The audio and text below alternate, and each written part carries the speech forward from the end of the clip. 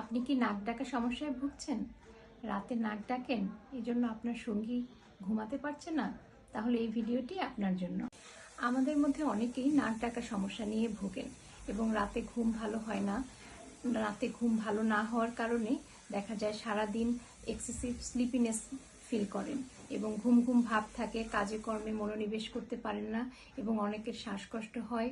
রাতের বেলায় ভালো ঘুম না হওয়ার কারণে অনেক সময় কাজে কর্মে সফলতা পাওয়া যায় না এবং মাথা ব্যথা করতে থাকে, সারাদিন মাথা ঝিমঝিম করতে থাকে, নানান রকমের সমস্যার সূত্রপাত হয়। তো আজকে আমরা কথা বলবো নাক ডাকার সমস্যা বা স্নোরিং সমস্যা নিয়ে। আসসালামু আলাইকুম, আমি ডক্টর সিলভিয়া আক্তার, নাক কান গলা বিশেষজ্ঞ। আজকে আমরা নাক ডাকা সমস্যা নিয়ে কথা বলবো। নাক ডাকা বা স্নোরিং এটি কেন হয়? নাকে আমাদের যখন বাতাস চলাচল করে, এই চলাচলের পথে যদি কোনো বাধার সৃষ্টি হয় তাহলে আমাদের নাক শ্বাস প্রশ্বাসের সময় নাক ডেকে থাকে। নাক ডাকার অর্থ হচ্ছে বাতাসটা নাকের ভিতরে ঠিকমতো প্রবেশ করতে পারছে না বা প্রবেশ পথের মধ্যে কোনো বাধার তৈরি হয়েছে। এটা বিভিন্ন কারণে হতে পারে। এর মধ্যে সবচেয়ে খুব কমন কারণ হচ্ছে নাকের হাড় বাঁকা বা ডেভিয়েটেড ন্যাজাল সেপ্টাম বলে থাকি আমরা। এর সাথে আরও অনেক কারণ থাকতে পারে, যেমন নাকের মাংস বৃদ্ধি, অ্যালার্জি, ঠান্ডা সর্দির কারণে আমরা হাইপারট্রফিক ইনফেরিয়র টার্বিনেট বলে থাকি। নাকের মাংস বৃদ্ধি পেলে নাকের দিয়ে শ্বাস নিতে আমাদের সমস্যা হয়। আবার হতে পারে ন্যাজাল পলিপোসিস, যে কারণে নাকের ভিতরে আঙ্গুরের থোকার মতো অনেক সময় হয়, যেগুলোকে আমরা ন্যাজাল পলিপ বলি। এর কারণে আমাদের নাকের ব্লক তৈরি হতে পারে।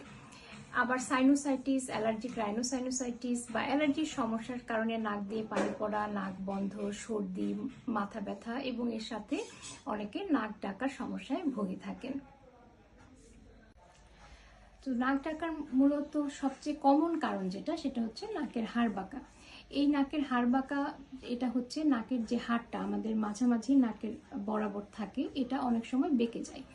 এটা আপনার যে কোনো ট্রমার কারণে হতে পারে। যারা খেলাধুলা করেন, বক্সিং খেলেন বা হচ্ছে কোনো ফিজিক্যাল অ্যাক্টিভিটিস করা বা অনেক সময় মারামারি করতে গিয়ে যদি নাকের ভিতরে ঘুষি লেগে যায় তাহলেও কিন্তু নাকের হাড়টা অনেক সময় বেঁকে যেতে পারে। অনেক সময় কোনো কারণ ছাড়াই, ইডিওপ্যাথিক বলে থাকি আমরা, যে কোনো কারণ ছাড়াই নাকের হাড়টা বেঁকে যায়। তো এই বাঁকা হাড়টা ওষুধ দিয়ে নর্মালি কিন্তু আমরা সোজা করতে পারি না।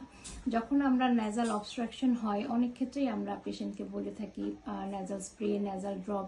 অনেকেই ন্যাজাল ড্রপ কন্টিনিউয়াস ব্যবহার করতে থাকেন, কিন্তু সেভাবে কিন্তু কোনো ফল পাওয়া যায় না। তো বাঁকা হাড় কখনোই ওষুধ দিয়ে সোজা হয় না। তো বাঁকা হাড় যদি থাকে সেক্ষেত্রে আমরা একটি অপারেশন করি, যেটাকে আমরা বলি সেপ্টোপ্লাস্টি, যেখানে আমরা অপারেশনের মাধ্যমে নাকের যে বাঁকা হাড় অংশটুকু আছে এটি ফেলে দেওয়া হয় এবং নাকের হাড় সোজা করার এটি একটি অন্যতম সহজ উপায়। এবং এই অপারেশনটির সেরকম সাইড ইফেক্ট কিন্তু নেই এবং খুব সহজভাবে অনেক সময় আমাদেরকে ফুল অজ্ঞানও করতে হয় না পেশেন্টকে। ফুল অ্যানেস্থেশিয়া না দিয়ে লোকাল অ্যানেস্থেশিয়ার মাধ্যমেও এই অপারেশন কিন্তু করা যায় এবং এই অপারেশনের মাধ্যমে কিন্তু আপনি খুব সহজেই এই নাক ডাকার হাত থেকে মুক্তি পেতে পারেন। নাক ডাকার এই সমস্যার কারণে আমাদের প্রতিনিয়ত নানান সমস্যায় পড়তে হয়। পেশেন্টরা ঘুমাতে পারে না, সারাদিন একটা অবসাদে ভোগেন, টায়ার্ডনেস কাজ করে সব সময়।